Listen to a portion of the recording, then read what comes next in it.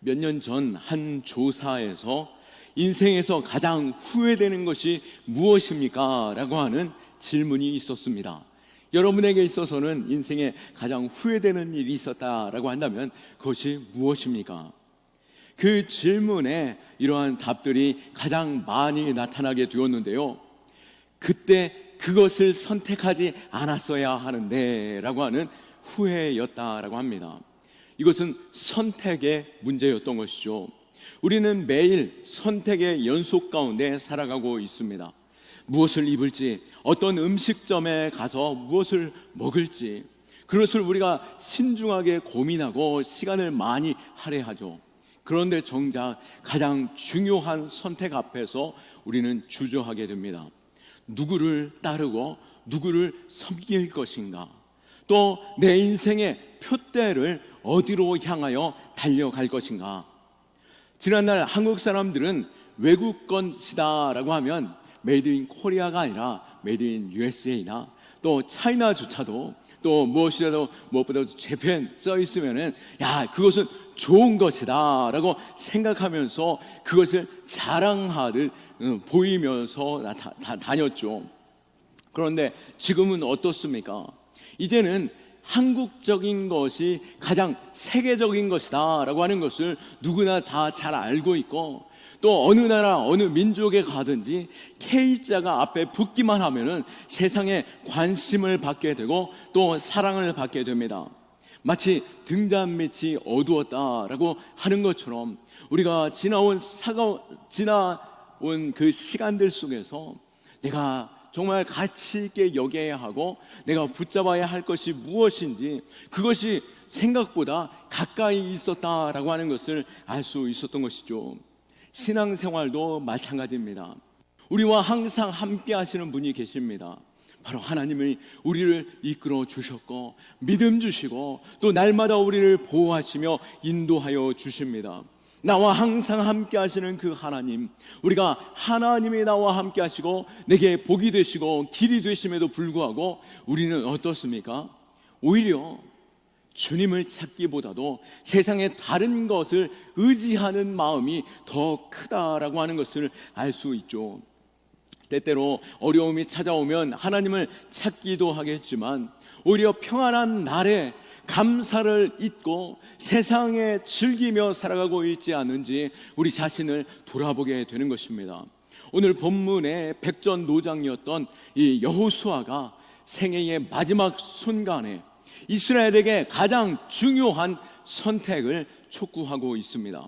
15절 말씀에 보시면 너희가 섬길 자를 오늘 택하라. 오늘 오직 나와 내 집은 여호와를 섬기겠노라 라고 고백하면서 자신의 선택이 무엇인지, 그리고 너희가 무엇을 선택해야 하는지에 대해서 말씀하고 있는 것이죠. 오늘 우리 역시도 같은 선택 앞에 서 있음이 분명히 우리 안에서 밝힐 수 있는 신앙 되어야 할 것입니다. 나는 무엇을 선택하고 어떤 길로 갈 것인가? 우리는 이 믿음의 선택에 있어 이것을 우리가 선택하는 이유가 무엇이겠습니까?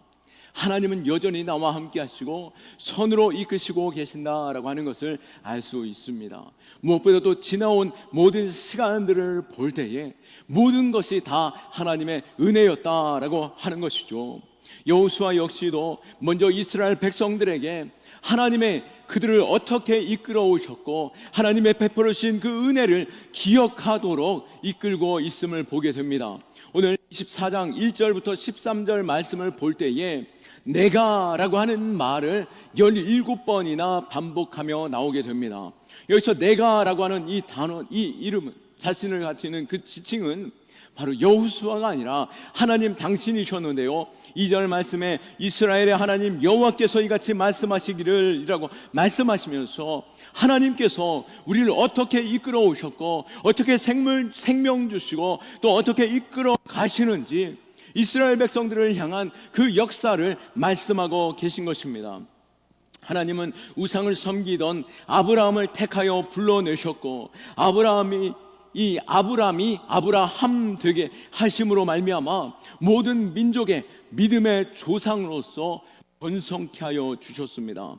또한 하나님은 모세를 통해서 애굽에서 400년이 넘는 종로로 타던 그 이스라엘 백성들을 해방시켰고 40년의 광야길에서 구름기둥 불기둥으로 그들을 지키시고 이끄셨음을 말씀하고 있습니다. 그들에게 무기도 또 어떠한 제대로 훈련된 군사도 없었음에도 불구하고 그 오합지졸이었던 이스라엘 백성들이 가나안 족속들과의 전쟁에서 능히 승리하였던 모습들과 또 결국 이스라엘은 약속의 땅 가나안 땅을 차지하게 되는데요, 그들이 거할 집과 성읍을 하나님께서 주셨고 그들이 심지도 않고 또 뿌리지도 않았음에도 불구하고 포도와 감람나무 열매를 거두게 하시는 축복을 누리게 하시는 것입니다. 이 모든 것이 하나님의 은혜로 주어졌다라고 하는 것이죠. 그들이 특별해서가 아니었습니다.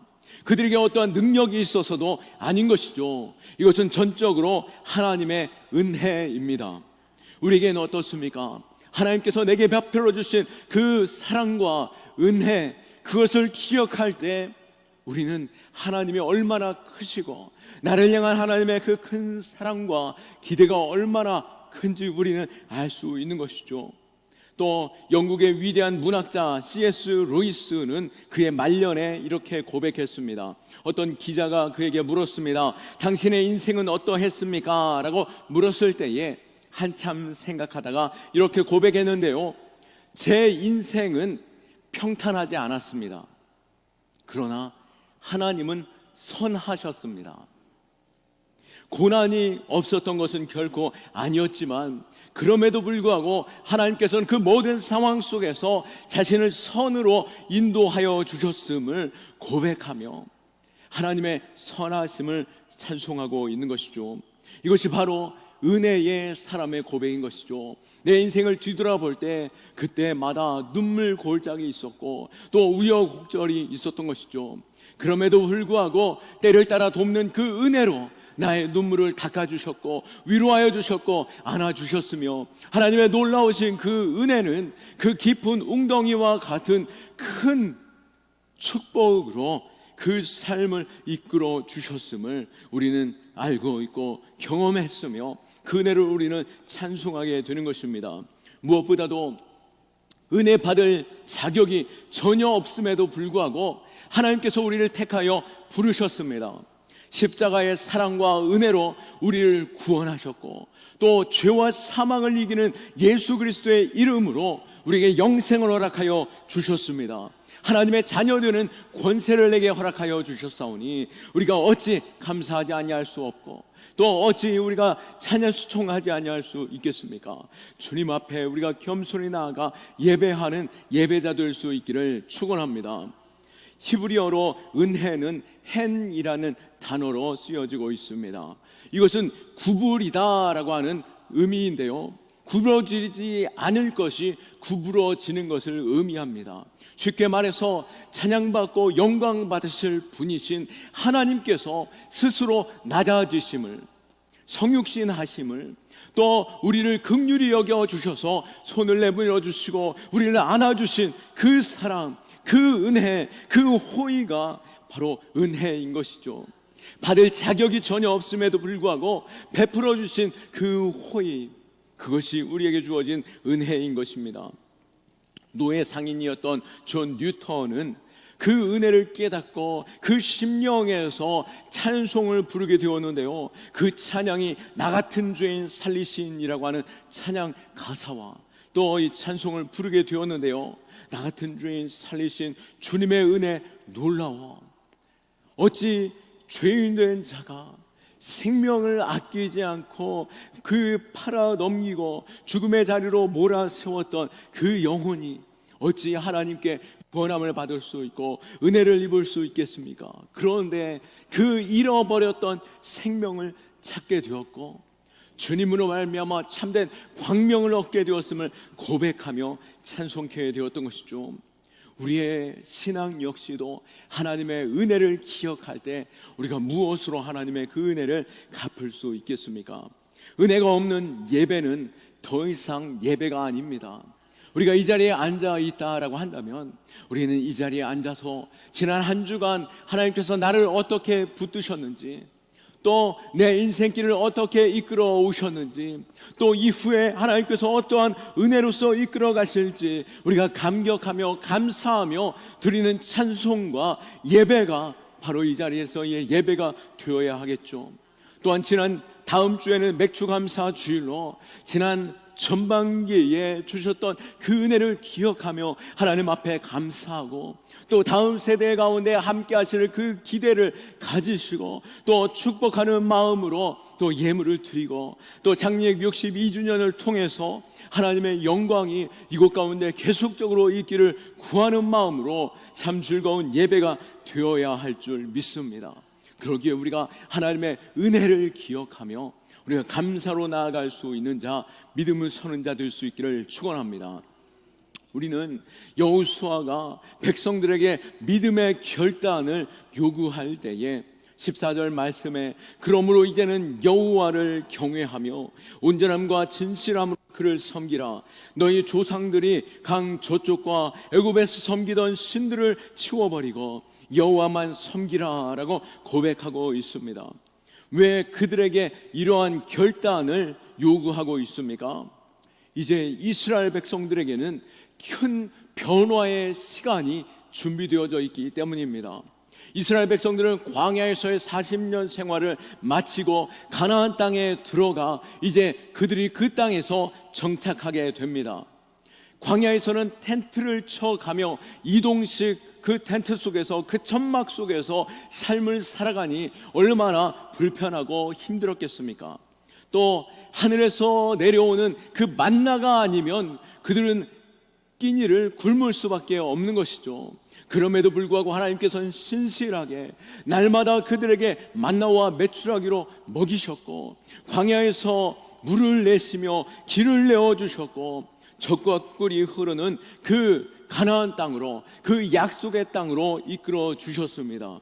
그런데 이제 이스라엘 백성들은 가나안 땅에 들어가게 되었고, 그 가나안 땅에 들어가게 되면은 그들에게 주어지는 것은 무엇이겠습니까? 바로 풍족함인 것이죠. 광야에서는 당장 한 걸음 앞도 알 수 없고 하나님의 도우심이 없이는 그들이 하루도 살아갈 수 없음에도 불구하고 이제는 가나안 땅에 들어가면 등 따뜻하고 배 부르게 되는 것입니다. 과연 그들이 그 삶 속에서 하나님을 기억하고 하나님을 인정하고 하나님께 예배할 수 있겠는가? 그들에게 주어진 그 성공과 형통의 때에 하나님을 기억할 수 있겠는가? 우리 역시도 가난하고 힘겨울 때는 하나님을 찾지만 평안할 때 혹 하나님을 멀리하고 있진 않습니까?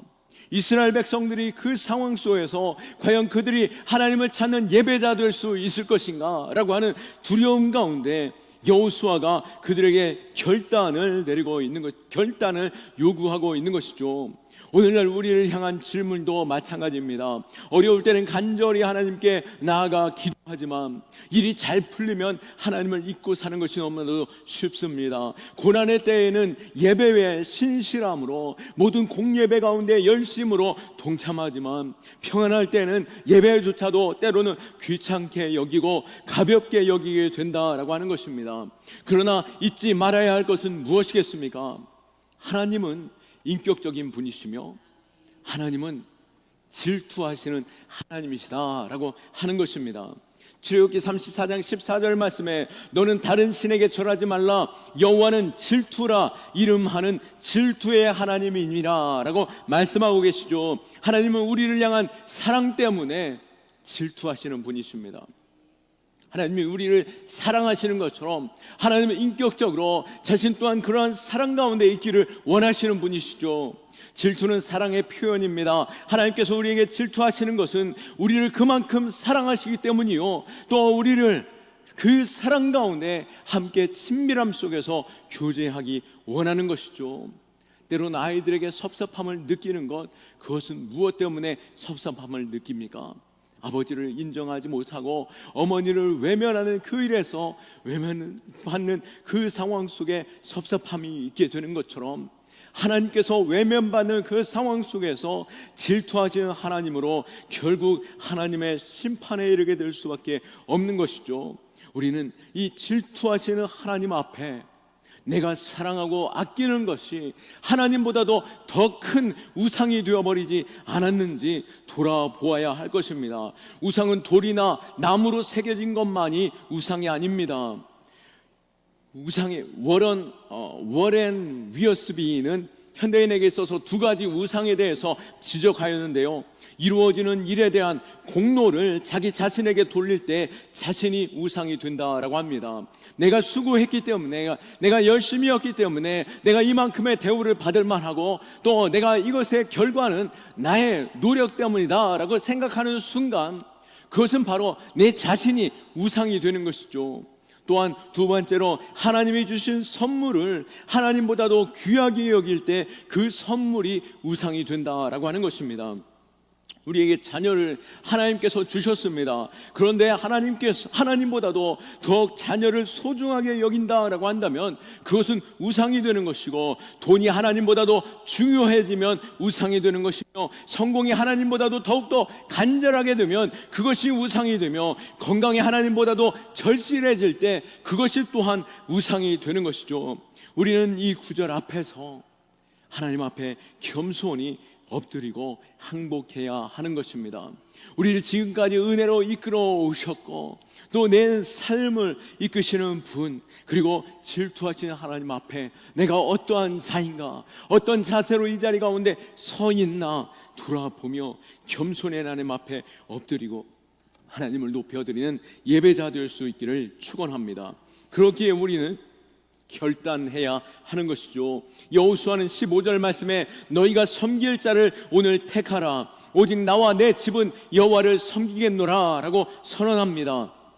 우리의 이러한 선택은 매우 중요합니다. 어쩌면 우리의 신앙, 기독교 역사 역시 선택의 역사라고 해도 과언이 아닐 텐데요, 첫 사람 아담과 하와 역시 하나님 대신 사단의 말에 귀 기울임으로 선악과를 선택하였습니다. 사단의 요청에 순종하며 나아감으로 인하여 사단의 종노릇하는 자 되었던 것이죠. 결국 인류는 이 사단의 종노릇하는 자로 죄악 가운데 빠지게 되었습니다. 가룟 유다도 예수님 대신 돈을 선택함으로 저주의 사람이 되었고, 그러나 어떻습니까? 믿음에 선택한 사람들이 있죠. 아브라함은 하나님을 선택해 믿음의 조상이 되는데요, 창세기 15장 6절 말씀에 아브라함이 여호와를 믿으니 여호와께서 이를 그의 의로 여기시고 라고 말씀하시며, 그가 98세가 되었을 그때에 하나님께서 자손 주실 것에 대한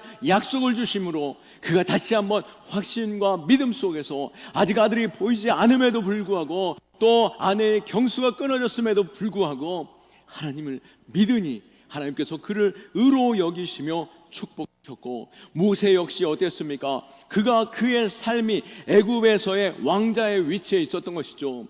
그럼에도 불구하고 그의 지위와 금, 은, 보화를 대신하여 그리스도의 고난에 동참하는 것을 볼 수 있습니다. 히브리서 11장 24절에서 26절 말씀에 믿음으로 모세는 장성하여 바로의 공주의 아들이라 칭함받기를 거절하고 도리어 하나님의 백성과 함께 고난받기를 잠시 죄악의 낙을 누리는 것보다도 더 좋아하고 그리스도를 위하여 받는 수모를 애굽의 모든 보화보다도 더 큰 재물로 여겼으니 이는 상주심을 바라봄이라.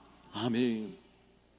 우리가 그리스도를 바라보는 것, 하나님께서 내게 베풀어 주신 은혜일 뿐만 아니라 또 나의 길을 인도하시고 내게 상 베푸시는 이심을 우리가 믿고 믿음으로 바라볼 수 있기를 축원합니다. 이 땅에서의 이 가벼운 것에 만족하여 쫓아가는 삶이 아니라 영원하신 하나님의 나라의 크고 위대한 것에 우리가 마음을 두고 우리가 결단하며 믿음의 길 갈 때 우리는 그 위대한 일에 동참할 수 있는 것입니다. 물론 때때로 실패한 후에, 때로는 고난을 당한 후에 뒤늦은 후회 속에서 초라한 선택을 할 수도 있습니다.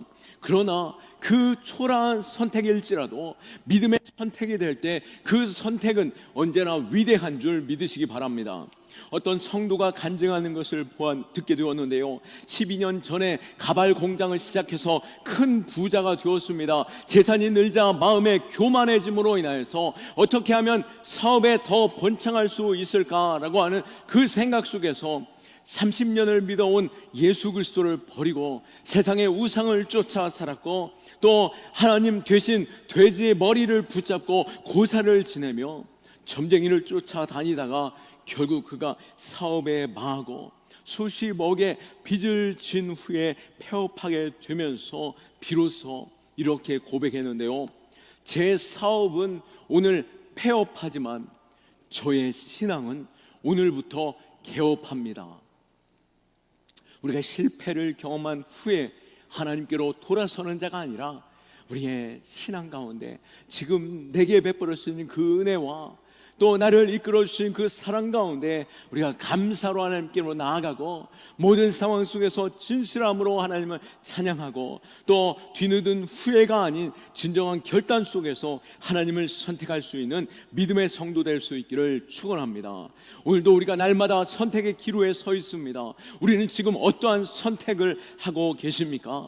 우리의 믿음의 선택, 또 영원한 가치가 있고 진정 위대하고 크신 영원한 하나님의 나라를 바라보는 믿음의 선택이 우리 안에 있기를 원하고, 그 선택으로 말미암아 나 또한 또 나의 가정 또 내 이웃이 복을 얻는 복의 통로 될 수 있기를 축원합니다.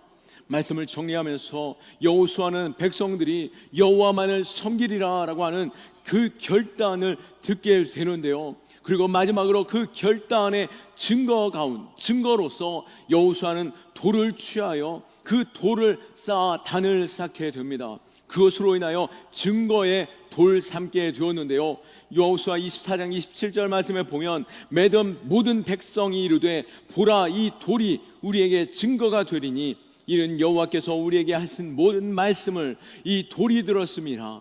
그런즉 너희가 너희의 하나님을 부인하지 못하도록 이 돌이 증거가 되리라 하고 고백한 것처럼 우리에게 베풀어 주신 그 은혜가 내게 있어서 증거가 되고, 또 나 또한 실제적으로 이 돌을 세움과 같이 성도와 또 내 이웃들 앞에서 하나님께서 나를 어떻게 이끌어 가시고 또 내게 어떻게 복을 주셨고 또 내 하나님이 어떠한 하나님이신지 믿음으로 고백하며 그 고백이 우리의 증거의 돌 될 수 있기를, 야 네가 그렇게 말하지 않았느냐라고 말 들을 수 있는 그러한 통로들이 세워질 수 있기를 축원합니다.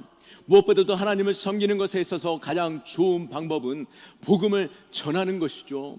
내 인생에 하나님께서 도우셨던 그 은혜를 고백하고 또 나를 구원하신 하나님의 참된 사랑과 그 은혜, 예수 그리스도의 복음이 우리를 통하여 증거되어질 때에 우리의 믿음은 더욱더 견고히 서게 될 것이고 모든 상황 속에서도 흔들리지 않게 될 것이며, 또 하나님께서 베풀어 주신 그 은혜가 그 고백을 듣는 영혼들에게 흘러나가 그들 또한 하나님을 바라보고 믿음으로 서게 될 줄로 믿습니다. 이러한 결단 속에서 우리가 참된 예배자 되기를 원하고 또 하나님의 놀라우신 주님의 백성들 복의 통로 될 수 있기를 예수 그리스도의 이름으로 축원합니다. 아멘. 우리 하나님께 영광의 박수 올려드립니다.